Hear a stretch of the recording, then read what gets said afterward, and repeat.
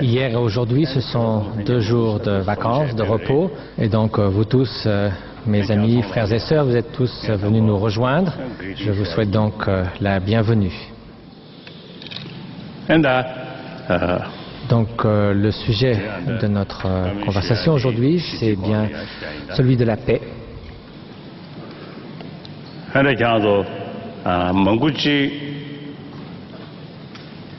Vous êtes très nombreux, vous êtes certainement donc venus pour des raisons et des motivations différentes. Certainement, un certain nombre d'entre vous sont venus par simple curiosité. D'autres s'imaginent que le Dalai Lama va dire des choses très spéciales, extraordinaires, qui sortent des choses qu'on entend habituellement. D'autres sont des amis, des gens avec lesquels nous nous sommes déjà rencontrés et qui viennent partager ces quelques paroles en amis. Ceux qui sont venus par curiosité, vous êtes bien sûr les bienvenus. Vous voyez si ce que je vais dire a un sens et si ça vous apporte quelque chose. Ceux qui sont venus en s'imaginant que je vais dire quelque chose de très spécial, de tout à fait nouveau, je crains que vous ne soyez déçus. Je n'ai rien à inventer, je n'ai rien d'extraordinaire à dire. Ceux qui sont déjà venus écouter des conférences ou des propos que j'ai tenus en public, peut-être allez-vous remarquer qu'il y a des choses que j'ai déjà dites dans le passé. Donc, si pour vous c'est là d'une répétition, vous pouvez vous boucher les oreilles à ce moment-là pour vous épargner les répétitions. Donc à ces moments-là, vous pouvez regarder un peu autour de vous, il y a plein de choses à voir, des gens qui sont habillés de différentes façons, qui ont des expressions de toutes sortes, donc il y a plein de choses à regarder au lieu d'écouter ce que je dis. Il y a certains d'entre vous qui peut-être vont s'endormir, vont faire la sieste. C'est toujours amusant de voir comment ils tombent petit à petit en hochant la tête. Vous verrez peut-être même ça sur l'écran aussi.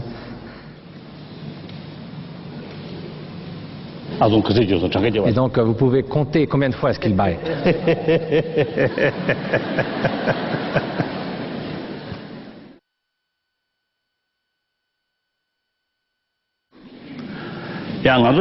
Vous êtes venu un dimanche après-midi. Peut-être êtes-vous venu comme une promenade, peut-être êtes-vous venu par intérêt pour les propos, mais réfléchissez à ce qui vous a poussé à venir. Que ce soit pour vous promener ou pour écouter quelque chose, l'idée bien sûr d'entreprendre même cette promenade ou cette écoute. N'est-ce pas que nous recherchons, vous recherchez au travers de cette démarche quelque chose, une certaine forme de bien-être, de satisfaction. Personne ne cherche le contraire. Que ce soit les êtres humains, les êtres vivants, les animaux, chaque être a au fond de sa conscience cette aspiration, cette tendance, en se disant, puissais-je trouver quelque confort, quelque satisfaction, quelque plénitude. On ne peut s'empêcher d'aspirer à plus de bien-être.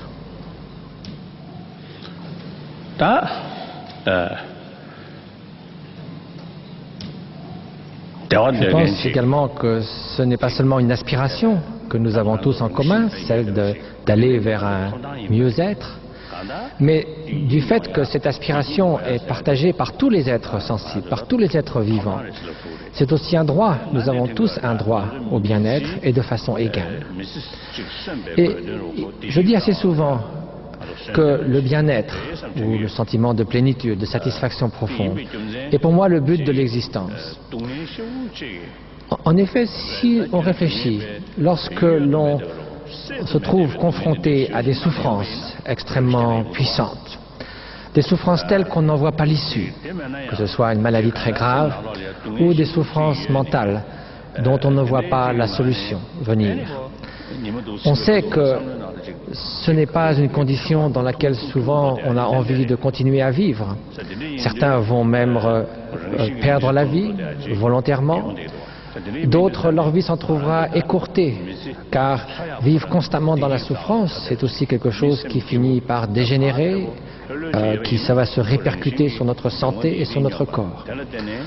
On sait également que les personnes qui ont plus le goût de vivre, généralement, cela a été montré par des études de psychologie sociale, ont tendance à vivre plus longtemps. Il semble donc d'avoir trouvé en soi un certain élément de sérénité, de paix intérieure, de goût de vivre. C'est quelque chose qui est plus en harmonie avec le fonctionnement de notre corps et bien sûr avec celui de notre esprit.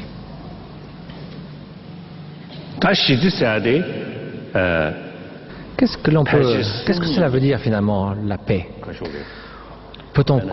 Est-ce que ça se limite aux êtres animés, à la vie? Peut-on parler d'une paix, par exemple, pour l'environnement, pour les forêts, pour les fleurs? Peut-être, d'un certain point de vue, on peut se dire que la paix pour la nature, c'est de suivre son cours, c'est-à-dire que les plantes poussent, restent un certain moment, puis se flétrissent, et dans la mesure où elles peuvent suivre ce cycle, on peut appeler ça une forme de paix par rapport à une dévastation, une calamité qui va venir détruire cette fleur avant qu'elle n'ait suivi son cycle. Mais bien sûr, le mot paix s'applique principalement aux êtres animés qui ont des sensations de joie et de douleur et qui donc ont une aspiration et aussi naturellement un droit à vivre en paix, c'est-à-dire à vivre dans un état où ils ne sont pas constamment l'objet d'oppression, de violence et de tout autre facteur venant de l'extérieur qui leur est imposé, qui va leur créer du tourment, de la souffrance physique ou mentale. Donc le fait que nous aspirions naturellement à une certaine forme de satisfaction et de plénitude justifie l'aspiration que nous avons aussi à vivre en paix.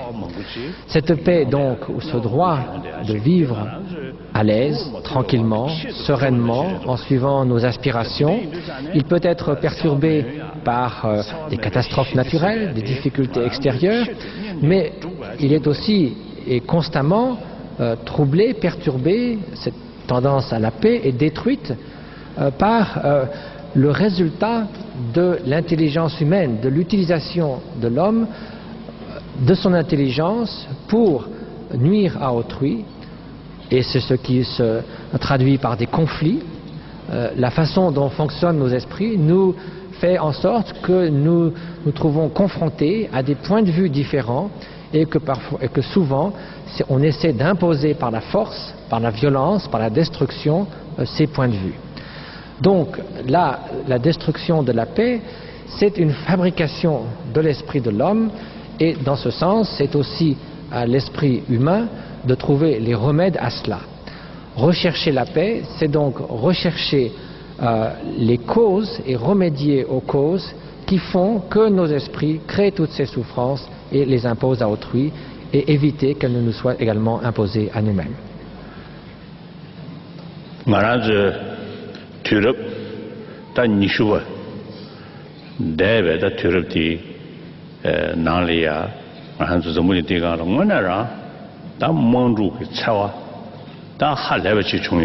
Si l'on regarde l'histoire du siècle qui vient de se terminer, le XXe siècle, on voit à quel point il a été marqué par tant de guerres, de conflits, qui ont pris des proportions jamais vues.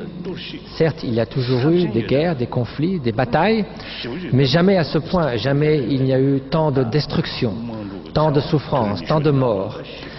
Et c'est sans doute aussi pour ça que dans la deuxième partie du XXe siècle, on a vu se développer avec tant de force des mouvements pour la paix, une réflexion sur la façon de favoriser la paix pour le futur.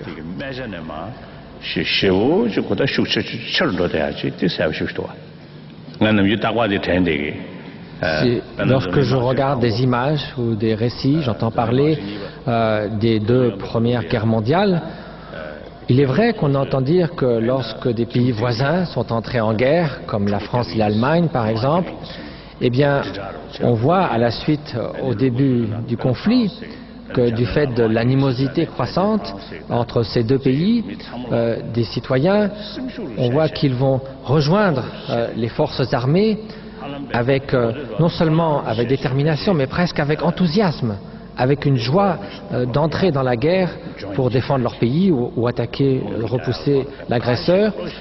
On lit des récits et on voit sur le visage dans les documentaires de cette espèce de presque de joie, de force, de détermination, d'enthousiasme pour aller servir dans les forces armées. Et plus tard, lorsqu'on voit des images des conflits de la deuxième moitié du XXe siècle, on ne sent plus du tout cette même atmosphère. On a l'impression que lorsqu'on dit aux gens qu'ils sont mobilisés, qu'ils doivent servir pour aller faire la guerre, qu'il y a visiblement plus du tout le même enthousiasme. Au contraire, une sorte de désespoir et de gens qui se disent n'y aurait-il pas un autre moyen que d'aller faire la guerre? Ce n'est certainement pas une chose désirable et beaucoup plus de mouvement contre le début et la continuation de ces guerres de la deuxième moitié du XXe siècle.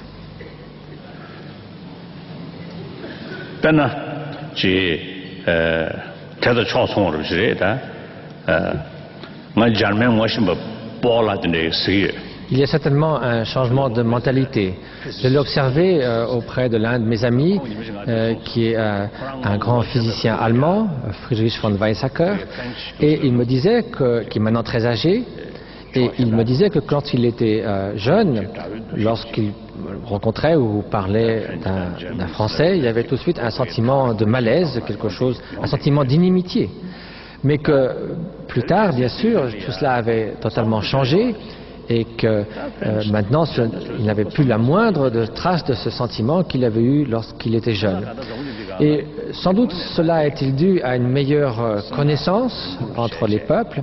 Les gens maintenant, pour des raisons d'économie, de tourisme, de politique, voyagent beaucoup plus, connaissent l'information, ils connaissent beaucoup mieux les modes de vie et ce qui se passe dans les autres pays. Donc il y a une sorte de rétrécissement et de rapprochement entre les pays du globe et donc cela contribue à diminuer malgré tout cette notion d'ennemi, d'État totalement séparé d'une autre, d'êtres humains qui sont totalement différents de ce que nous sommes. Et cela, bien sûr, est un facteur qui, s'il continue à se développer, favorise cette notion de bonne entente et de paix. Également, les délimitations entre pays qui étaient si marquées auparavant ont tendance maintenant à s'effacer dans bien des cas. L'exemple de l'Union européenne, certes, c'était une union qui a été demandée par les nécessités économiques initialement, mais malgré tout, cette notion de séparation absolue entre nations et toutes ces pensées nationalistes ne peuvent que peu à peu s'évanouir au fur et à mesure que ce genre d'association comme l'Union européenne devient de plus en plus forte et généralisée. On peut voir aussi comment les peuples du monde ont réagi à la suite de l'invasion de l'Irak et de la guerre en Irak et comment des millions de personnes spontanément, bien que cela ne concernait pas directement, dans la plupart des cas, leur propre pays, ont manifesté dans les rues pour la paix. Et contrairement à une sorte d'atmosphère belliqueuse qui peut-être a prévalu précédemment, même si maintenant les gens ne savent pas, tout le monde n'est pas bien informé sur les raisons qui ont déclenché tel ou tel conflit, telle ou telle guerre, mais en général, dès qu'on prononce le mot de guerre, au lieu de susciter de l'enthousiasme, il suscite plutôt un sentiment de répulsion, quelque chose dont on souhaiterait se passer.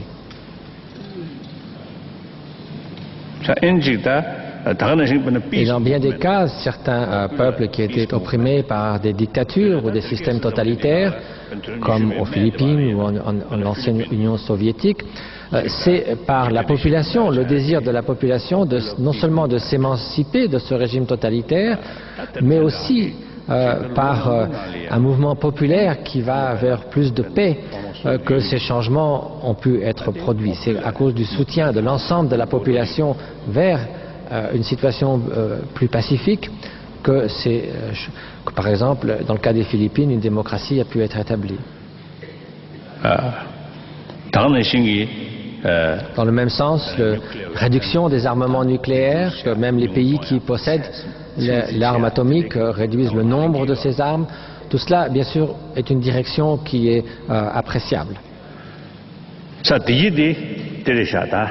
Donc je crois que l'on observe quand même de plus en plus dans le monde une forme de profonde lassitude à l'égard de la violence, des conflits, des guerres, une sorte de dégoût, de se dire il faut d'une façon ou d'une autre que l'on réduise cela, au lieu de l'encourager comme ça pouvait être le cas précédemment, d'essayer de mettre un terme, de trouver des moyens afin de réduire la violence et les guerres.